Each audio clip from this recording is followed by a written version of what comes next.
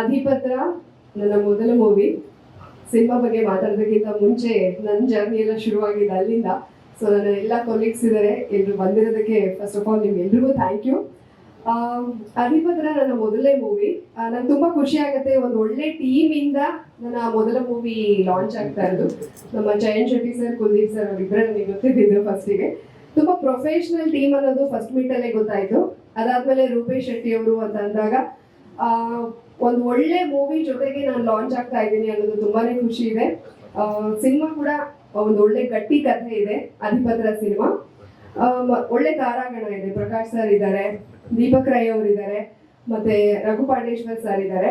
ಎಲ್ಲಕ್ಕಿಂತ ಹೆಚ್ಚಾಗಿ ಒಂದು ಒಳ್ಳೆ ಕಥೆ ಇದೆ. ಸೊ ಅಧಿಪತ್ರ ಫೆಬ್ರವರಿ 7ನೇ ತಾರೀಕು ರಿಲೀಸ್ ಆಗ್ತಾ ಇದೆ. ಬಹುಶಃ ಒಂದು ಒಳ್ಳೆ ಟೀಮ್ಗೆ ದೇವರ ಸಪೋರ್ಟ್ ತುಂಬಾ ಚೆನ್ನಾಗಿದೆ ಅಂತ ನನಗೆ ಅನ್ಸುತ್ತೆ. ಅಂದ್ರೆ ಈ ಟೈಮಲ್ಲಿ ನೋಡಿ ಎಲ್ಲ ಹೈಪ್ ಆಗ್ತಾ ಇದೆ. ರೂಪೇಶ್ ಶೆಟ್ಟಿ ಅವರು ಫುಲ್ ಹೈಪರ್ ಇದ್ದಾರೆ, ಫುಲ್ ಚಾಪರ್ ಇಂದ ಎಲ್ಲ ಇಳಿಸ್ತಾ ಇದ್ದಾರೆ. ಸೊ ಎಲ್ಲ ಒಂದು ಒಳ್ಳೇದಾಗ್ತಾ ಇದೆ ಅಂತ ನನಗೆ ಅನ್ನಿಸ್ತಾ ಇದೆ. ಸೊ ಎಲ್ಗೂ ಪ್ಲಸ್ ಆಗ್ಬೋದು ಸಿನಿಮಾಗೆ. ಪಾತ್ರದ ಬಗ್ಗೆ ಹೇಳಿ. ನನ್ನ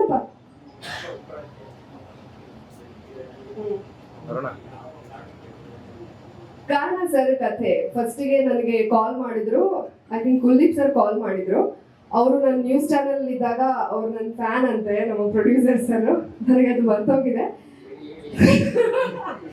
ಇಲ್ಲ, ಯಾವುದೋ ಅವ್ರದ್ದು ಅದನ್ನ ಹೇಳಿದ್ರಲ್ಲ ಲ್ಯಾಂಡ್ ಬಿಸ್ನೆಸ್, ಅದಕ್ಕೆ ಒಂದು ಕಮರ್ಷಿಯಲ್ ಇದಕ್ಕೆ ನಾನೇ ಆಂಕರ್ ಆಗಬೇಕು ಅಂತ ಹೇಳಿ ನ್ಯೂಸ್ ಫಸ್ಟಿಗೆ ಬಂದಿದ್ರಂತೆ. ಬಹುಶಃ ನಾನೇನೋ ಬಿಸಿ ಇದ್ದೀನಿ ಅಂತ ಬೇರೆ ಆಂಕರ್ ಮಾಡಿದ್ರು ಅಂತ ಅವ್ರು ನಂಗೆ ಹೇಳಿದ್ರು. ಅದು ನನ್ನ ಜ್ಞಾಪಕ ಇಲ್ಲ. ಆಮೇಲೆ ಈ ಸಿನಿಮಾಗೆ ಬೇರೆ ಹೀರೋಯಿನ್ ತಗೋಬೇಕು ಅಂತ ಅನ್ಕೊಂಡಿದ್ರು, ಬಟ್ ಆಮೇಲೆ ಏನಂತ ಗೊತ್ತಿಲ್ಲ. ನಂದೊಂದು ರೀಲ್ ರವಿಚಂದ್ರನ್ ಸರ್ ಜೊತೆ ಬಂತಂತ ಅವ್ರು ಪಾಪಪ್ ಮಾಡುವಾಗ ಈ ಪಾತ್ರಕ್ಕೆ ನನ್ನ ಒಂದು ವೃತ್ತಿ ಸೂಟ್ ಆಗುತ್ತೆ ಅನ್ನೋ ಕಾರಣಕ್ಕೆ ಇವ್ರನ್ನೇ ಯಾಕೆ ತಗೋಬಾರ್ದು ಅಂತ ಅವ್ರು ಯೋಚನೆ ಮಾಡಿದ್ದಾರೆ. ನನಗೆ ಈ ತರ ಸಿನಿಮಾ ಮಾಡ್ತೀರಂತ ಕಾಲ್ಗಳು ಬರ್ತಿರುತ್ತೆ ಸರ್. ಕೆಲವೊಂದೆಲ್ಲ ಮೀಟ್ ಆದ್ಮೇಲೆ ನನಗೆ ಬೇಡ ಅನ್ಸುತ್ತೆ, ಟೀಮ್ ನೋಡಿದಾಗ ಬೇಡ ಅನ್ಸುತ್ತೆ, ಕತೆ ಅಷ್ಟು ಇಷ್ಟ ಆಗೋದಿಲ್ಲ. ಎಷ್ಟು ಒಂದನ್ನ ಅವ್ರ ಕಾಲಲ್ಲಿ ಎಕ್ಸ್ಪ್ಲೈನ್ ಮಾಡಿದ್ರೆ ನನಗೆ ಅದು ಅಷ್ಟು ಸಮಂಜಸವಾಗಿರೋದಿಲ್ಲ, ಬಿಟ್ಬಿಡ್ತೀನಿ. ಬಟ್ ಇವರು ಹೇಳಿದಾಗ ನನ್ನ ನ್ಯೂಸ್ ಫಸ್ಟ್ ಅಲ್ಲಿ ಒಬ್ರು ಮಾರ್ಕೆಟಿಂಗ್ ಅಲ್ಲಿ ಇದ್ರು. ಅವರು ನೋಡಿ ಪ್ರಶಾಂತ್, ಲಾಸ್ಟ್ ಟೈಮ್ ತಪ್ಪ ಹೇಳ್ಬಿಟ್ಟಿದ್ದೆ ಹೆಸರು, ಪ್ರಶಾಂತ್ ಸರ್ ಹೇಳಿದ್ರು. ಅವ್ರು ನನಗೆ ತುಂಬಾ ಚೆನ್ನಾಗಿ ನ್ಯೂಸ್ ಫಸ್ಟ್ ನಾವು ವರ್ಕ್ ಮಾಡಿದ್ರಿಂದ ನನ್ನ ಫ್ರೆಂಡೇ ಸಿನಿಮಾ ಮಾಡ್ತಾ ಇದ್ದಾರೆ, ಹೋಗಿ ಕತೆ ಕೇಳಿ ಅಂದಾಗ ಅವ್ರು ಹೇಳಿದ್ರು ಅನ್ನೋ ಕಾರಣಕ್ಕೆ ನಾನು ಮೀಟ್ ಆದೆ. ಹೋದಾಗ ಇವರೆಲ್ಲ ಸ್ಕ್ರಿಪ್ಟ್ ಇಟ್ಕೊಂಡು ಕೂತಿದ್ರು, ಜಯಂತ್ ಶೆಟ್ಟಿ ಸರ್ ಮತ್ತೆ ಕುಲ್ದೀಪ್ ಸರ್. ಅಂದ್ರೆ ಎಲ್ಲ ರೆಡಿ ಆಗಿತ್ತು, ಅವ್ರು ಪೂಜೆ ಎಲ್ಲ ಮಾಡಿದ್ರು, ಸ್ಕ್ರಿಪ್ಟ್ ಎಲ್ಲ ಅಂದ್ರೆ ಎಲ್ಲ ತಯಾರಿ ಮಾಡ್ಕೊಂಡಿದ್ದಾರೆ ಇವರು. ಸುಮ್ಮನೆ ಏನೋ ಒಂದು ಸಿನಿಮಾ ಮಾಡಬೇಕು ಅಥವಾ ರಿಯಲ್ ಎಸ್ಟೇಟ್ ಅವರೆಲ್ಲ ದುಡ್ಡಿದೆ ಜಾಸ್ತಿ ಅಂತ ಹೇಳಿ ಸಿನಿಮಾ ಮಾಡ್ಬೇಕು ಆ ಥರದ್ದು ಇರ್ಲಿಲ್ಲ. ಒಂದು ಒಳ್ಳೆ ಸ್ಕ್ರಿಪ್ಟ್ ಸಿಕ್ಕಿದೆ, ಒಳ್ಳೆ ಸಿನಿಮಾ ಮಾಡ್ಬೇಕು ಅನ್ನೋ ಉದ್ದೇಶ ಅವ್ರಿಗಿದೆ ಅನ್ನೋದು ಗೊತ್ತಾಯ್ತು. ಜೊತೆಗೆ ನನ್ನ ಪಾತ್ರ ಹೇಳಿದ್ದು ನನಗೆ ತುಂಬಾ ರಿಲೇಟ್ ಆಗ್ತಾ ಇತ್ತು. ಕತೆ ತುಂಬಾ ಚೆನ್ನಾಗಿತ್ತು. ಜೊತೆಗೆ ರೂಪೇಶ್ ಶೆಟ್ಟಿ ಅವರ ಹೆಸರು ಕೂಡ ಹೇಳಿದ್ರು. ಸೊ ಇದಕ್ಕಿಂತ ಒಳ್ಳೆ ಟೀಮು, ಇದಕ್ಕಿಂತ ಒಳ್ಳೆ ಕತೆ ನನಗೆ ಸಿಗಲ್ಲ ಅನ್ನೋದು ನನಗೆ ಅವಾಗ ಅನಿಸ್ತದೆ. ಓಕೆ ಅಂತಾನೆ ಬಂದೆ.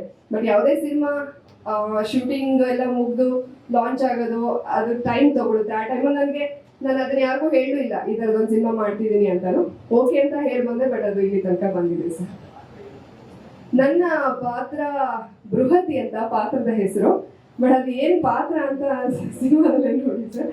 ಯಾಕಂದ್ರೆ ಎಷ್ಟು ಜನ ನಾನು ಫೋಟೋಸ್ ಎಲ್ಲ ಹಾಕಿದಾಗ ಅದ ಅಂತೆಲ್ಲ ಕೇಳ್ತಾ ಇದ್ರು.